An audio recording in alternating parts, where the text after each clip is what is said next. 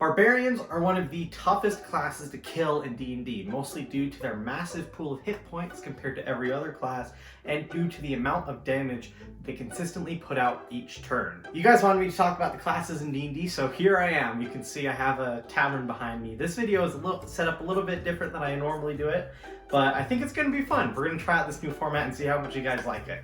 Arguably one of the best classes to play as a beginner player, right up there with Fighter and Warlock. This is one of the most resilient classes that someone can play. To get the boring stuff out of the way, before we hop on over to the class features, I'm going to put all the proficiencies, equipment, and all that kind of stuff right here on the screen.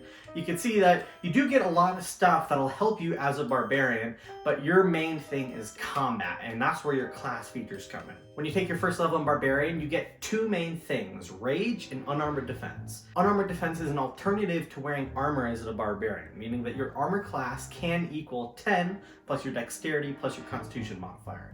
Next, you have your Rage. This is your main class ability that you're going to be using every single combat. At first level, you get 2 Rages per long rest. Unless your DM is really harsh, this should be plenty for a beginner player. On your turn, you can Rage as a bonus action. You gain the following benefits. You get advantage on strength checks and strength saving throws, you have resistance to bludgeoning, piercing, and slashing damage, and you get a bonus to your melee weapon attack damage. At level 1, this bonus is just +2, but it actually increases as you continue to level up in Barbarian. The Rage lasts for a total of 1 minute, but it ends early if you go unconscious or if you go an entire turn without attacking or taking damage. You also get an additional use of your Rage at 3rd level, 6th level, 12th level, and 17th level.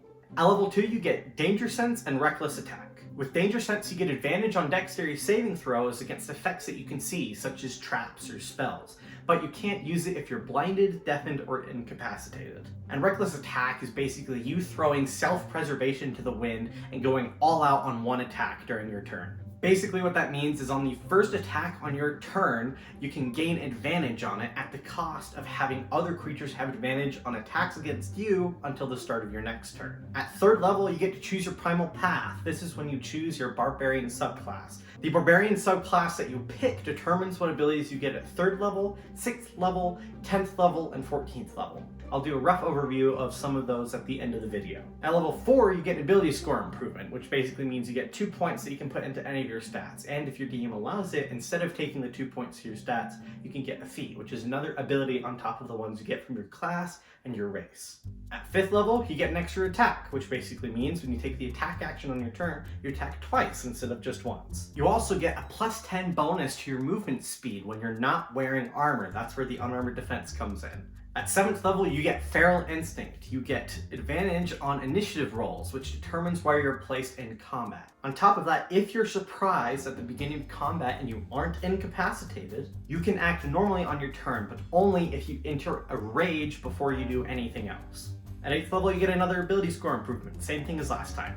At 9th level, you get Brutal Critical. This is a fun one. This means that when you roll a critical hit against a creature, you roll an additional damage dice. This ability is where you want to really think what weapon you want to be using as a barbarian. Let's take the Great Axe and the Great Sword, for example. The Great Axe deals 1d12 slashing damage plus your strength modifier, and the Great Sword deals 2d6 plus your strength. Though the maximum you can roll with both weapons is the same, the minimum is different, with the Great Axe being able to roll a minimum of 1, while the Great Sword can roll a minimum of 2. But say you have Brutal Critical and you roll a natural 20. Now the maximum with the Great Axe is 24, compared to the Great Sword's 18. Hey there, Gage from the future, to interrupt your regularly scheduled program because I realized I made a mistake as I was editing the video when I was bringing up Brutal Critical. Turns out I forgot to mention and forgot to talk about entirely that when you roll a natural 20, you double the amount of damage dice that you roll for the attack that you make. So like for the Great Sword, instead of just rolling 2d6, you'd roll 4. And for the Battle Axe, instead of rolling 1d12, you would roll 2d12. And then the Brutal Critical just adds another dice on top of that. So I'll be correcting myself with text on screen what the actual maximum damage that you can roll for each weapon is. Okay, back to the video. And this difference only increases as you level up as a barbarian. because at 13th and 16th level, you get additional brutal critical dice, bringing the totals up to 36 and 48 respectively. So the increase in damage is a lot higher for the Great Axe compared to the Great Sword. Even the glaive and the halberd are able to beat out the great sword. When you crit with a glaive or a halberd, the maximum is going to go up to 20, 30, and then 40, which isn't as good as the great axe, but you get an extra bonus of having an extra 5 feet of reach. Okay, moving on. Starting at 11th level, you get Relentless Rage. While you're raging and you drop to 0 hit points but don't die outright, you can make a DC 10 Constitution saving throw, and if you succeed, that means you come back with 1 hit point and you keep on fighting. But keep in mind, the DC goes up by 5 each time you succeed the saving throw from this ability. But when you take a long rest, the DC resets back to 10, so you'll be good the next day. Level 12, guess what? Another ability score improvement. Again, same thing. 13th level, you get another brutal critical dice, so keep an eye out for those natural 20s. At 15th level, you get Persistent Rage. That means the 1 minute time limit is gone, and it only ends if you go unconscious or until you choose to end it. 16th level, another ability score improvement. Get a lot of these as a player, so not complaining, but a little repetitive. 17th level, you get your 3rd and final brutal critical dice. At 18th level, you get Indomitable Might, which means when you're rolling a strength check, you cannot roll lower than your strength score, which is bonkers. So at this point, you should have at least a 20 in your strength, so you are hardly ever going to be failing your strength checks. Level 19, another ability score improvement. This is the last one, luckily. And level 20, this is your capstone ability for being a barbarian. You've made it this far, what can kill you now? At 20th level, you gain the feature Primal Champion, meaning your strength and constitution score increase by 4, along with their maximum. Now, with your minimum strength of 24, you beat out both the Hill Giant and the Frost Giant in their strength. In fact, at this point, you could probably take both on at the same time and win.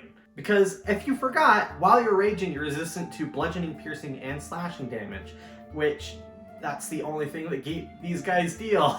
So when you're fighting either of these guys, your hit points are basically doubled. And it only gets better with the subclasses. Before we dive into the subclasses, I want to mention that I'm only going to be doing the ones in the player's handbook. I do want to do a whole video dedicated to all of the barbarian subclasses in the future, but for now we're just going to be doing the ones in the player's handbook. First up, the Path of the Berserker. First ability you get at 3rd level is Frenzy. When you rage as your bonus action, you can choose to go into a frenzy for the duration of that rage. While you're in your frenzied rage, you can attack once as a bonus action on each of your turns, which is pretty dang good. But one problem with it. When your rage ends, you get a point of exhaustion. Let me explain what that means. In specific conditions, you can gain up to 6 levels of exhaustion. With 1 level of exhaustion, you get disadvantage on ability checks. Not too bad. But it gets exponentially worse from there, because at 2 levels of exhaustion, your movement speed is halved, which is really bad. And not only that, at 3 levels of exhaustion, you have disadvantage on attack rolls and saving throws, which is, again, really bad for a barbarian. At 4 levels, your hit point maximum is halved, which is, I don't know if I need to keep saying this, but it's really bad. At 5 levels, your movement speed is 0, and at 6 levels, you die. That's it. You die. Now, this is one of my main problems with the Path of the Berserker subclass, because to me, the downsides of the Frenzy ability outweigh the upsides that you gain from it. And as you'll see in a minute, the ability doesn't get added on to as you level up and get into higher levels. You just get different abilities that don't relate to Frenzy that much. Points of exhaustion can be really detrimental to a barbarian, because as it goes on, it only makes the barbarian worse. So punishing your barbarian for using one of their main class features just sucks in general. I don't really like this subclass that much. But luckily, the other subclass features that you gain from choosing Path of the Berserker are not half as bad as Frenzy. Because at 6th level, you get Mindless Rage, which is nowhere near as useless as it sounds. While you are raging, you cannot be charmed or frightened. And if you're charmed or frightened when you enter a rage, the effect is suspended until your rage ends. And this ability really helps if you have an enemy wizard trying to dominate the mind of a barbarian. At 10th level, you get Intimidating Presence. As an action, you can frighten a creature within 30 feet that can see or hear you. They must then make a wisdom saving throw determined by your charisma modifier, or be frightened until the end of your next turn. And on subsequent turns after that, you can use your action to extend the duration to the next turn and the next turn and so on and so forth. This frightening presence will end if the target creature either succeeds a saving throw, moves out of line of sight, or moves more than 60 feet away. And if a creature succeeds on the saving throw against intimidating presence, they are immune to the effect for the next 24 hours. But luckily, you can just target another creature because this ability doesn't have any limited uses. You can just start yelling at everyone and get everyone scared.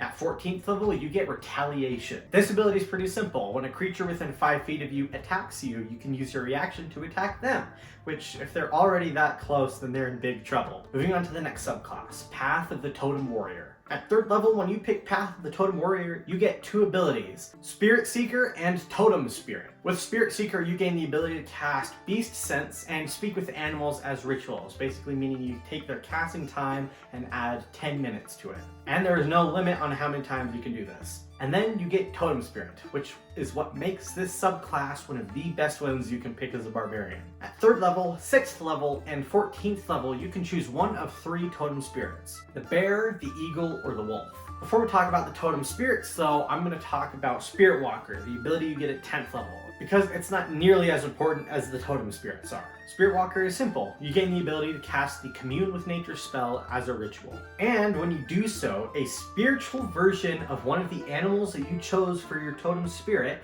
or aspect of the beast, appears to you to convey the information that you seek. It's one of those interesting, flavorful things that you get to use outside of combat. Alright, let's talk about Totem Spirit. I'll be talking about each of the Totem Spirits one at a time because they're each unique in their own way. And keep in mind, you don't have to stick with the same Totem Spirit when you get the choice between the 3 different ones, because they're each unique and useful in their own way. If you choose the Bear Totem Spirit at 3rd level, you get resistance to all damage except psychic while raging, which is... oof. To put it simply, while you're raging, you essentially have double the amount of hit points, unless you're going up against a psychic threat, which isn't too common in D&D. So it's a little crazy.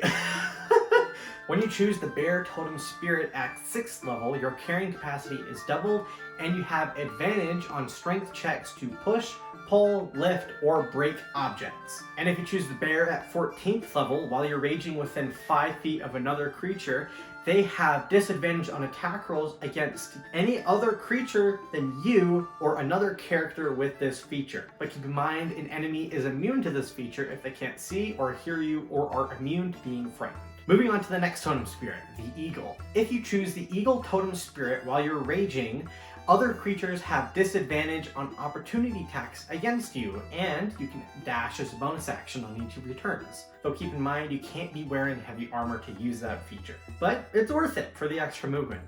And because Barbarians don't get a lot to do with their bonus action other than raging, which you'll already be doing, that's giving you 60 feet of movement speed and eventually 80, which is a lot, even compared to most monks, which are known for being really fast. If you choose the Eagle's Totem Spirit at 6th level, you gain the eyesight of an eagle. Why am I doing that? I'm going to read it off the screen here.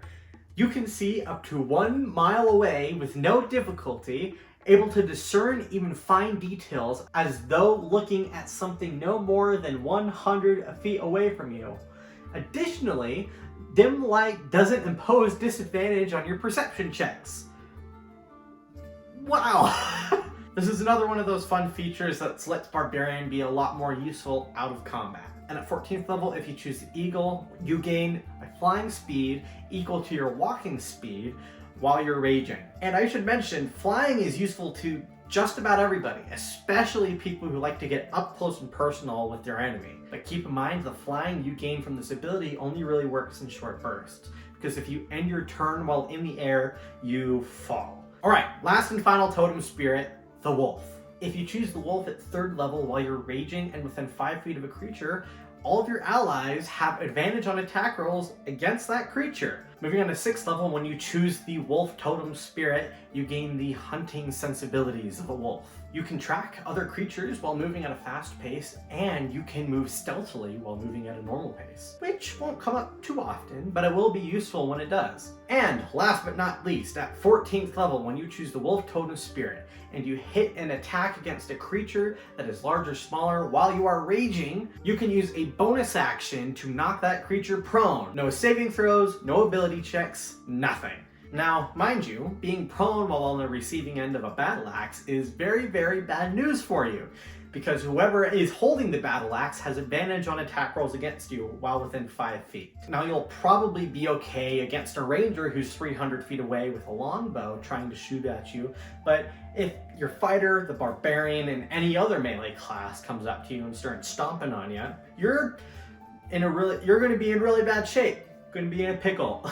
Okay, that's all I'm going to talk about. I'm going to stop rambling further. This video is already getting a little bit long. I hope you guys enjoyed this new formatted video because it was definitely different for me. I've never done a video like this before. There are definitely some kinks that I need to smooth out for future videos, but in general, I had a lot of fun, especially teaching you guys how to play Barbarian. And eventually, I hope I can cover all of the classes and be able to help you guys learn how to play them. But for now, I'm going to leave it off here. I really hope you guys enjoyed this video. Don't forget to like and subscribe if you haven't already, and let me know down in the comments what other D&D related things you want me to cover.